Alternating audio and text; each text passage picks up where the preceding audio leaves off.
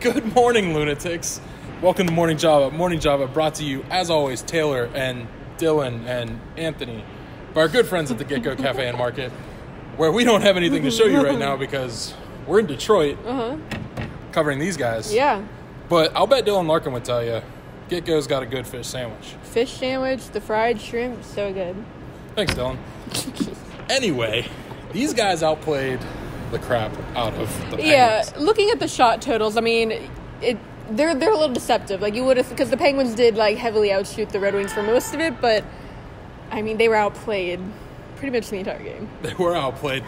Dylan Larkin had a good game. He's actually, like, hiding Taylor right now, so, like, take a step this way, Taylor. There you go. Don't hide behind him. Anthony Mantha scored a big goal. 2 goals, but he had 2 goals? Yeah. Bertuzzi. He had a real good game. Yeah, I mean, and the Red Wings are just so fast. They have so many young players, and I mean, the Penguins really just couldn't match their speed. Yeah, we were kind of poking fun of it at the morning skate and throughout the day a little bit, that it was the Grand Rapids Red Wings. Yeah. But well, the Red Wings themselves have nothing to play for. I mean, they're out of a playoff spot, but, like, all of the young guys that they brought up from Grand Rapids and, like, you know, the guys, the college, like, undrafted guys, like, they have a lot to play for because they were playing for, like, their jobs and, like, a spot next season. So, I mean, they get it done. It was impressive. It reminded me of the Penguins a couple of years ago, calling in a bunch of guys with fresh legs that are kind of ambitious to win in the NHL. Mm-hmm. All right, Taylor. Mantha, 2 goals. Bertuzzi, 2 goals. Mm-hmm. But Matt Murray didn't really play a bad game, did he? No, I mean, he had to have been one of the best players on the ice, if not the best player on the ice for the Penguins. He did have a few big saves. He had that one that was almost a big save, the one that was taken back. I mean, that was a really close call, and I mean, that could have turned the game around. Yeah, I mean, you say almost a big save. I'm looking at that as being like a top save of the year candidate. It was. I mean, it looked like it was right on the goal line, and then, you know, we saw the overhead angle and it was just over, but I mean, it was still impressive what he did. Like, he had a great game. If we flash back to Steelers season for a minute, everybody was talking about how when you're on the road, it's so difficult to get the replay that you want to see. They were showing the replay of that save at the time while the play was still going on. The Red Wings thought the play had stopped for a second, and the Penguins were stick-tapping the boards saying, like, hey, Matt Murray, great job. Mm-hmm. And they're showing the replay on the board while the puck's still in play. I mean, it was pretty wild. I mean, the fans were going nuts during that whole thing. And, I mean, at first I was like, ooh, it's right on the goal line. But, yeah, no, it was unfortunately. Home ice advantage. Sometimes you get to look at a super mega zoom, like pinch on your iPhone right now and blow us up. But sometimes you get to look at that on the giant, beautiful screen here at Little Caesars Arena. With the loud crowd. Haven't seen one of those in a while. Certainly a loud crowd, more than there were empty seats, and that's not generally the case here. But they've got a little winning streak going, and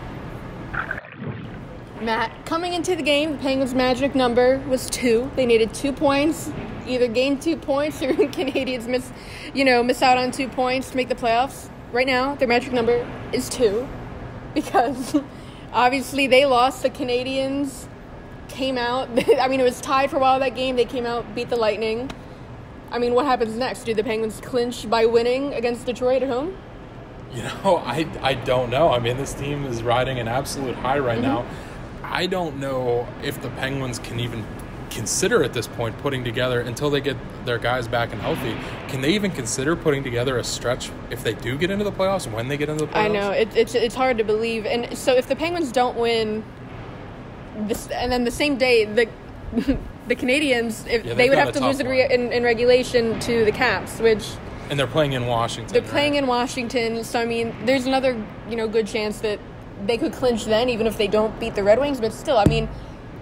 They need to win to get into the playoffs. I mean, you would like to see that. Yeah, I mean, I still don't believe there's a scenario where the Penguins aren't making the playoffs. Yeah, I just wonder what happens beyond that. It's like, I mean, this should be a playoff feeling right now. They should have gone into a game in Detroit where they're playing a team that, even though they're hot, they should have been the team with, like, the jump and the spark. And, you thought for a minute, oh, playoff Phil has arrived. But then... he played himself off of the first line after playing himself to it. So, I mean, And I mean, what lines do you go with next game? Because Sullivan, it's like he was pulling like numbers out of a hat. Like you guys together. We switched Bluger and Cullen, Simone. apologies to everyone. He was back on the top line. I mean, that's... Like, Dan Bylsma was across the bench coaching the Red Wings as an assistant coach. And I'm looking over there at some point in this game, and I'm looking to see if his arm's pulling on the lever. Because there was not a moment throughout the second or third period where the lines were consistent. You see Bluger switch with Cullen. Yeah. You see the roulette on Sid's wings. I mean, it's just unbelievable. And then you've got Matt Cullen centering two guys that were Sidney Crosby's wingers the past couple of weeks.